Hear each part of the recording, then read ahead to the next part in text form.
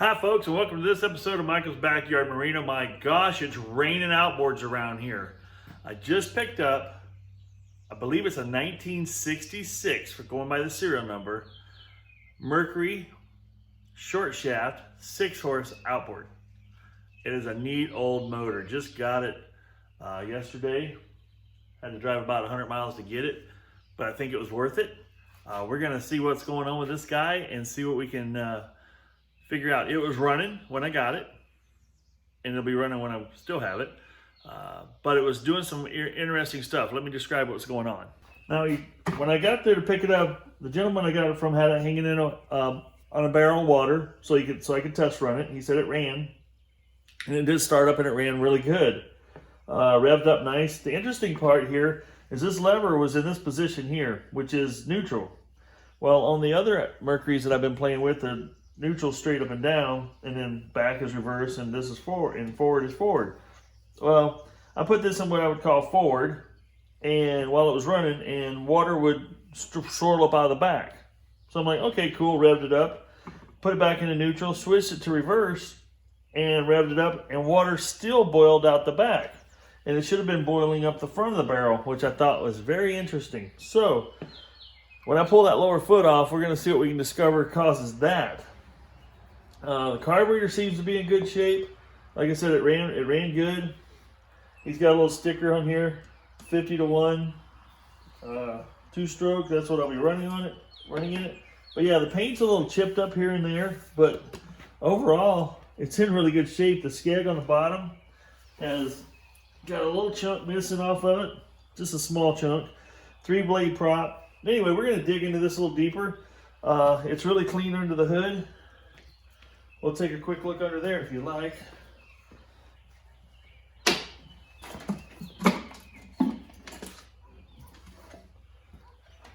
Still got the insulation under the hood. That's wild. This thing's about, what, 53 years old. But it's really clean underneath here. Carburetor's really clean. I mean, everything moves. The throttle moves so slick and smooth. It is a, holy smokes. What was that? Anyway, I'm excited. I don't need to tear into this too much. This is all going to be good shape. The only other thing I noticed is when we pulled the valve or the gas thing off, there's a little plunger that's supposed to be here. It's not there. But this is an older style Mercury fuel connection. So that might be a little more difficult to find. We'll see if that's necessary or not. But yeah, this is the shift thing seemed a little wonky. So we'll work on that, see what's going on there. Anyway, we're gonna drain the oil out of the bottom of this thing to see if we've got any, as usual, what are we looking for? Water in the foot. If there's no water in the foot, we're off to a good start. So let's get that oil draining.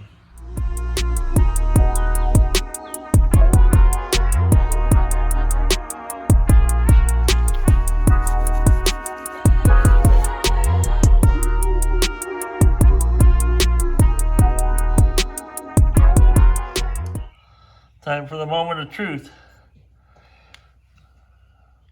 Good, clean oil, no water. That's always a good sign. All right, we're gonna let that drain. One other interesting thing I gotta discover as I pull this one apart is to figure out why it would appear that this thing had 2 reverses. When you put it in forward, it went forward. You put it in reverse, and it went forward. Thought that was kind of a strange thing. So, as we pull this apart, see if we notice anything out of whack here.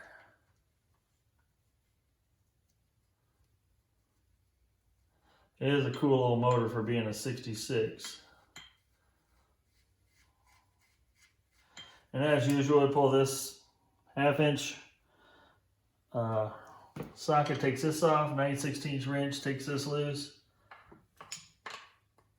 And we should be able to drop it down.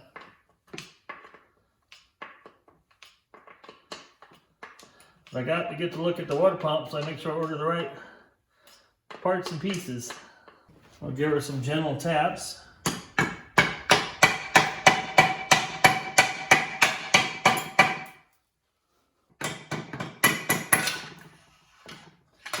There she be, in all her glory. Well, this answers the question as to why it wasn't pumping much water. This is supposed to have a cap like this with a guide tube like this on it, so that your copper tube can go down into here, and then down inside here, there's a piece of rubber that'll seal on the pipe. This one had absolutely nothing, none of the rubber piece is gone up top here, and the guide pipe is gone. So that's problem number one. Let's go ahead and pull the cap off. And this is why you take apart every single one you mess with, because you don't know what the last joker did or did not do. Now, I did ask this gentleman, he was a nice guy. I asked this gentleman, I said, hey, how long has it been since the impeller's been replaced? He goes, oh, it's been a long time. Well, it's been a long time that it's been done wrong. So, and this looks crazy familiar. This looks just like the 73. I will compare it side by side because, see, this isn't even a locking nut here. This is supposed to be a locking nut. It is not. So strike one on that.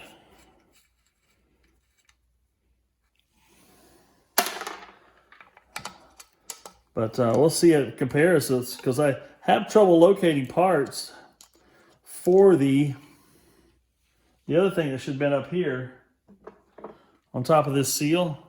So remember that little rubber piece I showed you? There's supposed to be one of those on top. That's missing. Somebody just did it half.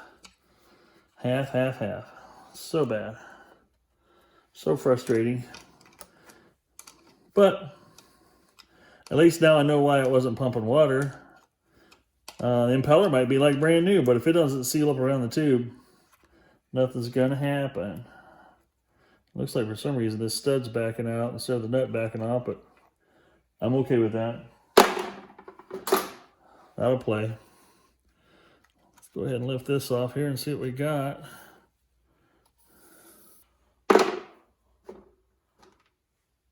Now, as I'm taking these parts off, I'm putting them in this little blue tote over here just so nothing gets mixed up with nothing. That's how I roll. Need my little needle nose for that. But so far, let's compare this to the 74's plate. This is the 74 on the left. This is the 66 on the right. Guess what? Identical.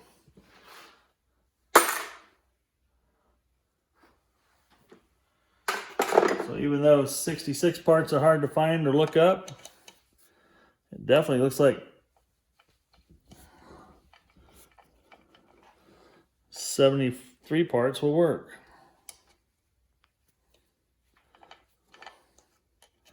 Yeah, this impeller's tired. It's been bent in for so long, it wouldn't pump any water.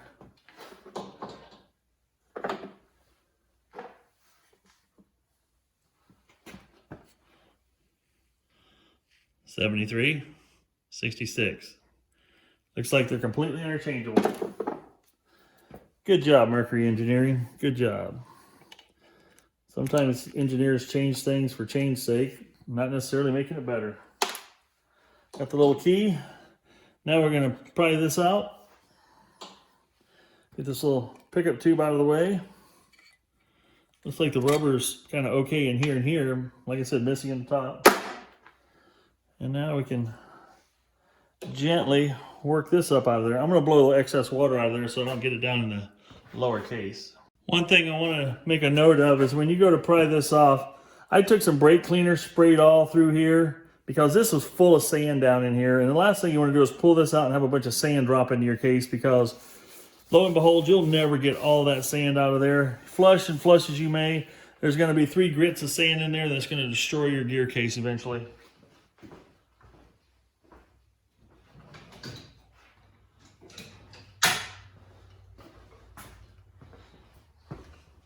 Now this usually has an O-ring that's kind of got it solidified down in place, so you want to get up in here and get underneath this lip a little bit and just pry ever so gently and just work it back and forth. Like I said, gently. There you go. Just like that. And that comes right out of there. Slickety slick. And here I order a new seal for this, and I order a new O-ring for this every time. So everything I just ordered for the 73, I'm going to copy that order and do it again for this 766.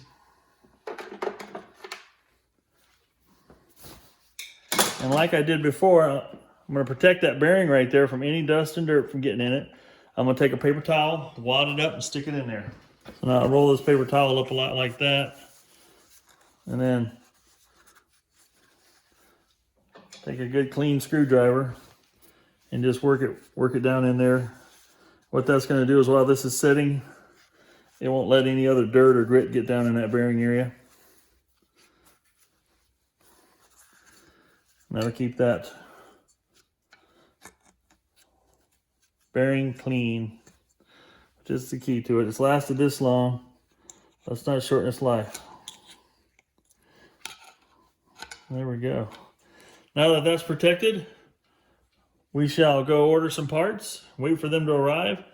The other thing I'll show you here is this is your shift shaft seal. Say that 3 times real fast. Locking screw here. It's not usually on there. It's not usually in there very tight. Basically, it's going down against the groove and keeps this from coming up and out. I need to get a wrench that fits that, but once I got it broke loose, it turns really easy. Just a little pair of needle nose, I can just back it on out. Like, and there's a seal here and an O-ring underneath it. Then I just take my little rusty trusties here that I left out in the weather and ruined almost. I grab on here and just rock back and forth gently while lifting up. As you can see, it'll just walk right out of there. I'm gonna leave it in there right now because it's keeping dirt and debris out. When I get the new seals, I shall pull it out, replace the seals, and put it back in. So we're gonna call that for now. I gotta go order some parts. And I'm pretty sure I figured out what's going on with this shift shaft here. It's in gear when this is straight ahead, or it is in gear now. But before, when I pulled it out, it was turned off at a 45. So I got to still do a little investigation to make sure I figured out what's going on there, because I don't want to put it back together and something not be right. Hey, folks, look at this. Got some parts. Got some parts. Got some parts. Got everything I need to put the Mercuries back together. And one part for the old Emerald I'm still working on. Still waiting on the recoil starter piece for it. But I think with those parts being here, I think we owe it to the old 1966 to put her back together. What do you think? Let's put it together and let's make it run. But wait, let's take a second here. I have a 2x6 by 8 foot long. I have an air conditioning unit over there. It is 77 degrees in my shop today, and it's only going to get worse as the summer progresses. So let's throw this air conditioner in real quick, and I promise you, I won't make it last more than 30 seconds, and we'll be back onto the motor. Let's go through the process of installing it right about there.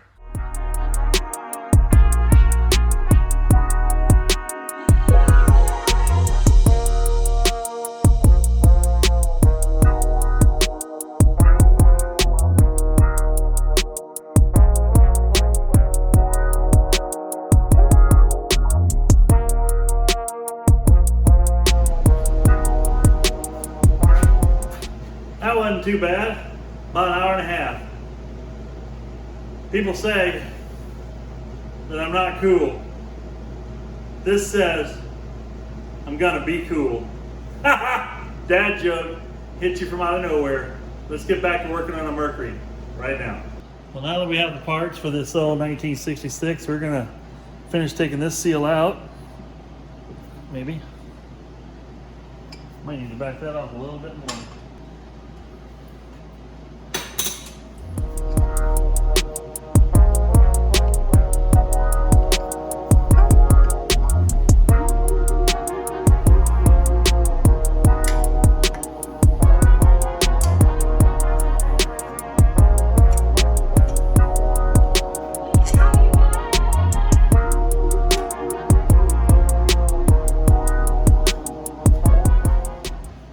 Just put the gear shaft back in, the gear shift shaft. I want to show you it real quick. I think get in the picture.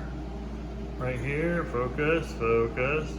All right, right here on this little shift shaft, you want to make sure that it's in forward gear and this spline is facing directly, the missing spline here, there's a missing spline. Make sure that's facing toward the shaft. And when you reassemble this, you want to make sure your lever, shift lever is in forward. So now that I've got that back in place, I took it out, cleaned it up, got it back in place. Because something was out of whack. I have a feeling this wasn't in the right spot, because when I test ran it, it looked like it had 2 forward gears. It was kind of weird. So with that being said, now we're ready to install. I got the new seal here, new O-ring here. As always, put a little grease on things. Helps things go together and create kind of an initial seal. Alrighty, now we're ready to go back down on here. New seal in place. We'll take that right down to where it was, about right there. Once we get that in place, we'll lightly tighten this locking screw that goes in at an angle and pushes down on it. Now we're ready to pull the old protecting paper towel out of the bearing area. We got our new O-ring on the bottom. I still gotta knock the cup out of here yet. Okay, we're ready to put the bottom part of the pump housing in. What do you want to watch out for when you pull this out? Sometimes there's little shims underneath there. I'm probably gonna stay in there. Little shims, and you want to put those shims back in. Those are most likely factory shims, so it's important that you don't lose them. We'll stick that back in there. We'll put a little grease around this O-ring so we can drop it right back down in there. We'll put a little grease on this little bearing cup here. We'll slide this back in place.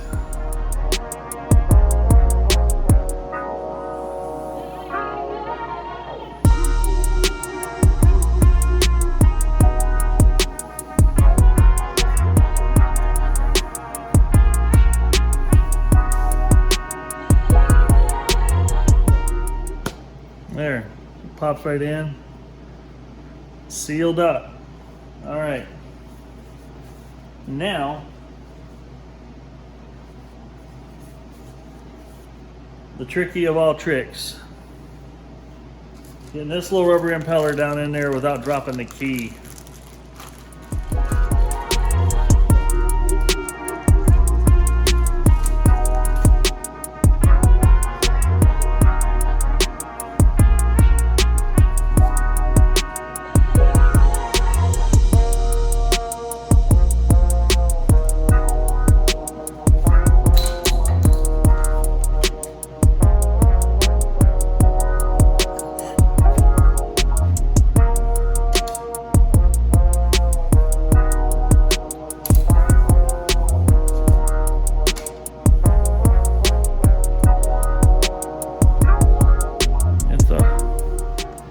It's a wee little lad too. It'll fit right up against the flat on this shaft. So what I'm gonna do is I'm gonna turn that flat toward me. I'm gonna put a little bit of grease down on that flat. That's gonna help hold this key in position. Wow, I almost dropped it. I did drop it, but it didn't go down in there in the Never Never Land. Let's see if we can delicately take my needle nose. Almost. It looks like it's in place. Now the trick I've learned of putting this on, because I can't do like I can on the Johnsons where I just put it on there and then rotate the shaft and drive it down in there, because you gotta nail that key. So what I do is eyeball that key lined up. When you think you got it lined up, you'll need 2 screwdrivers. What I do here is I apply pressure with the 1 screwdriver right here, push down, tight, and start bending these over. Oh, and when it pops in, it's a beautiful thing. It's okay if you got one going in the wrong direction. Just get you a little long slender something or another there, and just flop it to the other side. There we go. Yay! That's ready to rock. Now we'll put our other plate on. Let's put a little grease on that. Just a little thin layer on one side. And this can only go on one way. There we go. So that's down in place. Next piece is we got this, and I got a new seal for the top here. All right, we've got our new seal here with a little grease. Got a new piece of rubber in there with some grease on it. A little tab, I don't know if you can see it here. That little tab right there was kind of bent over for some reason. Should have been more straight up and down. Once I got it straight up and down, this popped right in place. That's a factory part there. So now that we got all that back in place, we can put the bolts back in. This stud came out with the bolt. This one, I bought a new washer. You don't want to over tighten these. It is just plastic. All right, that's moving free. Put a little O-ring back on here.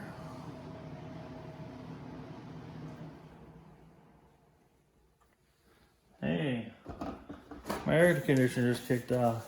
Sweet. It's feeling pretty good in here. The one thing this other one was missing was this little guy right here. It didn't have a guide tube.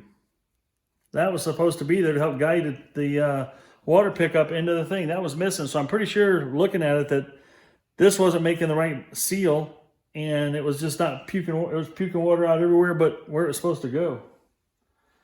The other piece that was missing was this little rubber guy here.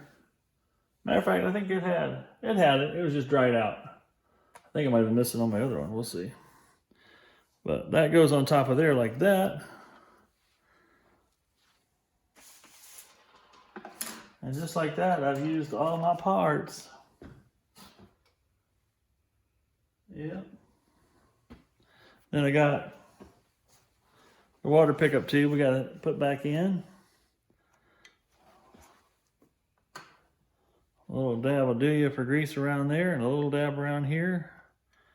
We'll get those shoved back into place.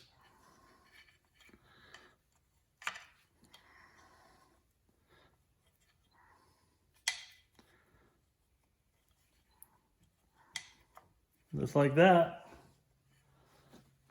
The lower unit is back together. We got one more O-ring to put at the top here. Gonna wipe that spline clean. All right, baby. Just like that, we're ready to put this back in on the bottom end. Now, once this is in, we'll start this up.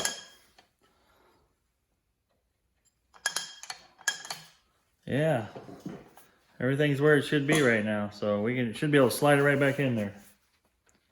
Let's give that a whirl. All right, let's reinstall this puppy.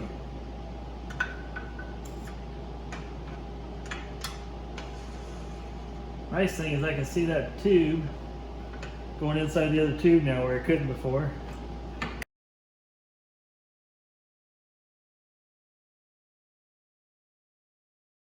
All right, we've got the foot back on this beast.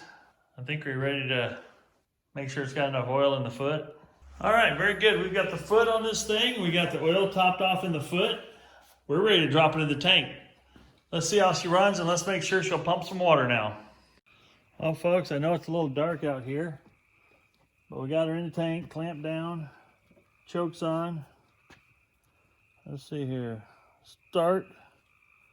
Let's give her a pull and see what happens.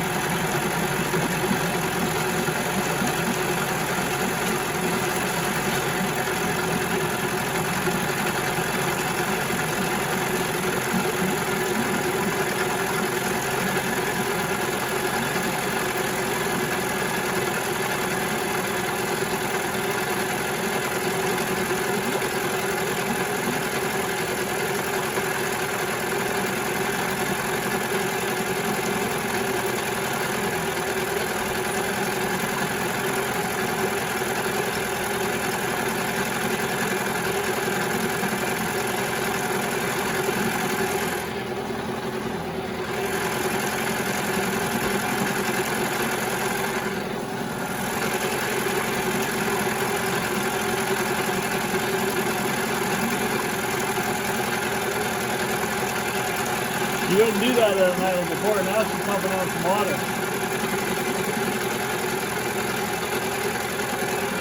Nice.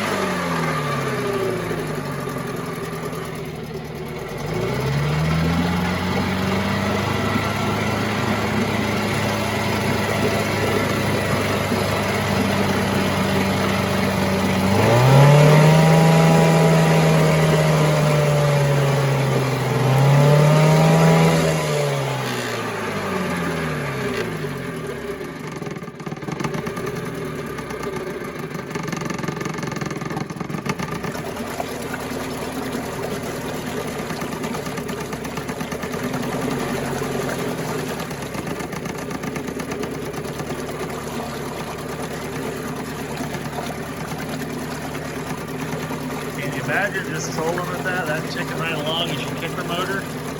Oh man.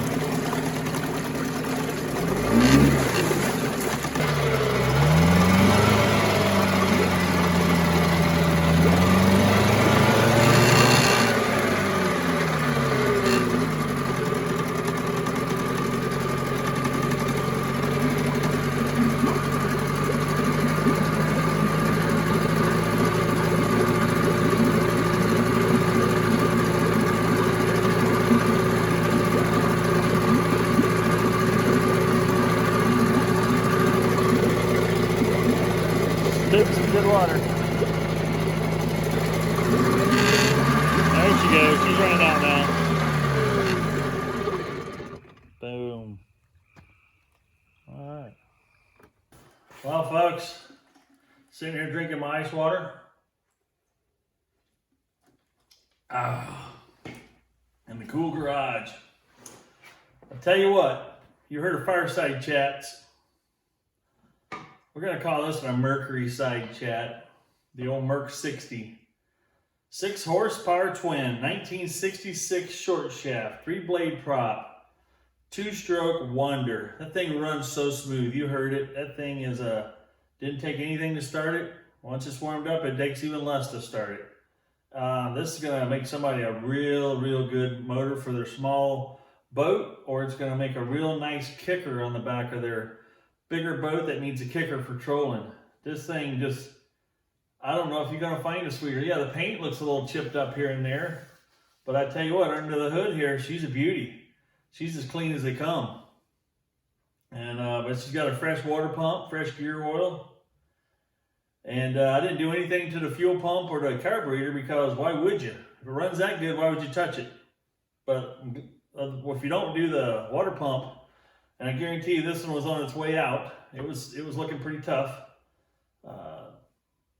But you could ruin something. You ruin a fine piece of equipment like this. So we're going to call this a video, call it the end of this video. This was a little weird though. It confused me for a bit, putting that foot back on. Typically you put it in forward gear. And I was doing that, thinking it was forward gear. This one, on this particular one, I have no idea why.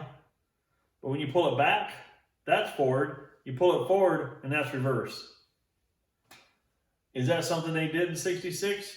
Leave a comment below. But I know that's what this one's set up like. And I looked underneath here, and the way the gearing's set up, it can only go one way. Unless there's something inside that has been touched or was different from the factory that would cause it to be the opposite. On my other motors, when you pull the lever forward, you go forward. You push it in reverse, you go backwards. The old Mercury's different here. And I don't know why, but it works fine. Shifts in gear just fine, both forward and reverse. So if you guys have any ideas why it's that way, let me know.